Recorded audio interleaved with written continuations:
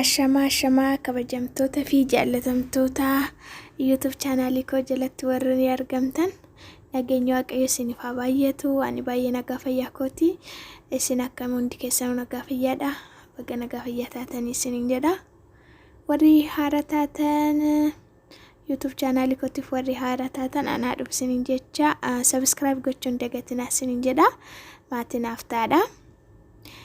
Warri moo subscribe gootan like gochuun dagatinaadha isiniin jedha. Viidiyoon kun haga dhumaatitti ilaaladha. Waan isin barsiisu waan isin fayyadeedheetu yaadu isin qabadhee dhufee jira. Faayidaa arraamuu jechuudha. Barumsi keenya irraa waa'ee dammaati. Dammi hundi keenyayyuu ni beekna, garuu faayidaa akkamii akka irraa argannu hin beeknu. Dammi faayidaa akkamii akka nuuf qabu, dammarraa maal akka argannu hin beeknu jechuudha. Garuu faayidaalee dammaa tokkoon isaanii faayidaa 21 ol kan qabu, garuu ani aga 21 isin qabadhee dhufee jira. Innis immoo tokkoon isaa maal fa'aa akka irraa argannu, damma yoo nyaanne maal fa'aa akka irraa argannu waliin ilaalla. Na waliin tura isiniin jedha. Tokkoffaa irratti faayidaa dammaa keessaa tokkoffaa irratti kan argannu yoo damma sooranne kan irraa argannu tokkoffaa irratti maddaa qorsuudhaaf dammi faayidaa olaanaa qaba. Lammaffaa irratti immoo carraa maseenummaa irra ni hir'isa. Kan akkamitti fayyadamnu jettan qullubbii adii waliin makuudhaan ganama garaa duwwaatti fallaana tokko nyaadhaa. Qullubbii adii waliin jechuudha ganama garaa duwwaatti. Sadaffaa irratti immoo umriirra ni dheeressa jechuun fayyaalessummaa qaamaan turuu dandeessu.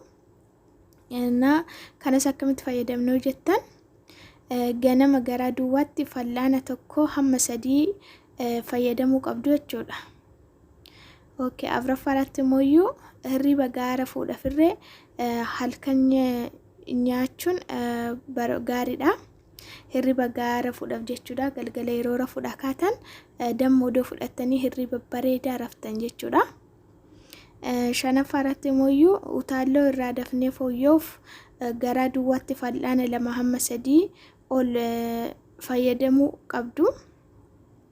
Utaalloo yeroo isin qabe qofaa yeroo isin qabe qorichaa jechuudha dammi. Damma fayyadamuu qabdu isiniin jedha. Ja'affaa irratti immoo keemikaalota qaama keessatti summii ta'an dhabamsiisuuf nu gargaara. Torbaffaa irratti immoo dadhabbii akka malee ni hir'isa. Qaamni keenya yeroo tokko cal jedheetuma yeroo dadhabbii isinitti dhaga'amu damma odoo soorattanii dadhabbiin homtuu isinitti dhaga'amu. 8ffaa irratti immoo dhukkubbii ilkaanirree warri qabdan ilkaan keessan akka isin dhukkubneef yookiin immoo akka dhibee ilkaanii akka isin hin qabneef dammi baay'ee gaariidha. Damma sooradhaa isiniin jedha. 9ffaa irratti immoo kaansarii lafee garaachaa dhaaf akka hin qabamne nu gargaara. 10ffaa irratti immoo dhukkubbii lafee ni hir'isa. Warri dhukkubbii lafee qabdanirree dammoo soorattan isinitti fooyyessaa jechuudha, ni hir'isa. 11ffaa irratti immoo finniisa nurraa qulqulleessa. Warri fuularraa finniisa qabdan damma nyaachuudhaan yookiin immoo dammaa fi loomii walitti gochuudhaan fuula irratti dibattanii jechuudha. Fuula irratti dibadhaadha. Sa'aatii 2 tursiistanii dhiqachuu qabdu. Fuula irratti erga dibattaniin booda jechuudha. Dammaa fi loomii walitti makuudhaan warri fuularraa finniisa qabdan jechuudha.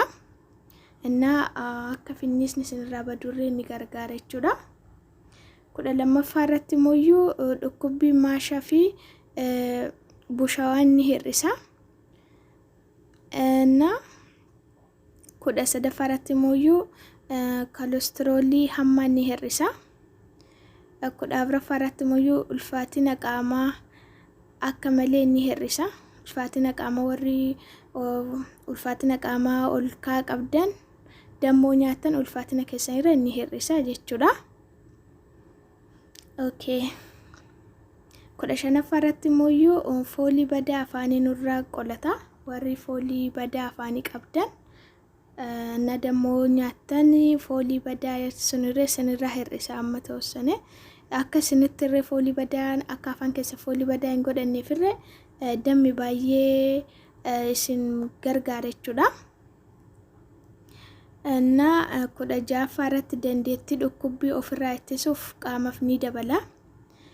እና qaamni keessan akka dhukkubaan akka hin miidhamne yookiin immoo hannisaa horata jechuudha qaamni keessanii.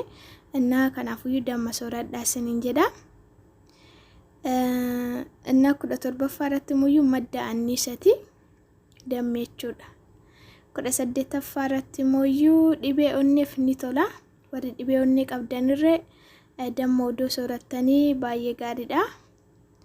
19ffaa irratti immoo dhibee asmii yookiin saayinasii warri qabdan abasuuda yookiin xuquraasmudii waliin makuun ganamaa fi galgala garaa duwwaatti fallaana tokko tokko nyaadhaa hamma fayyitanitti jechuudha. itti fuftanii nyaachuu qabdan amma dhibeen sun sinirraa baduutti jechuudha. እና 20ffaa irratti immoo dafanii mollachuu nurraa ittisa.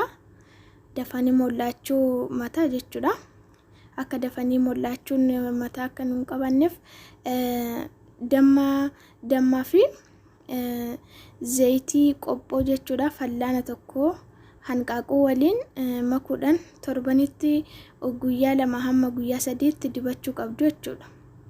እና dammaa fi zayitii qophoo fi walitti makuudhaan jechuudha. mataa keessa yoo dibattan yaa moluun irree sinin qabu.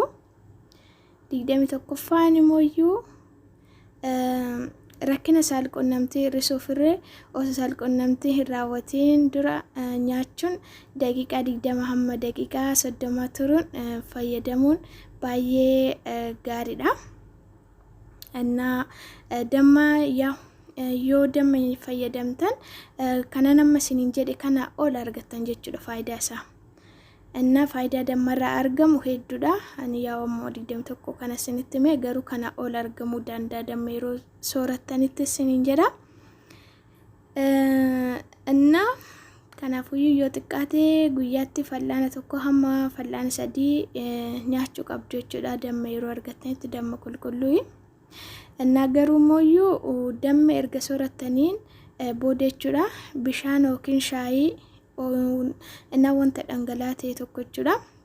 wanta dhangalaatee tokko kamuyyuu hamma daqiiqaa 30 duratti dhuguunis hin barbaachisu jechuudha. hamma daqiiqaa 30 guututti dhuguu hin qabdanii bishaanis haa ta'u shaayii na dhuguu hin qabdan jechuudha. damma erga fudhataniin booda hamma daqiiqaa 30 turuu qabdu sinin jedha. እና ማሬ ከወጀምቶota kiyya waan waliin turtanii galatoomaa sinin jedha.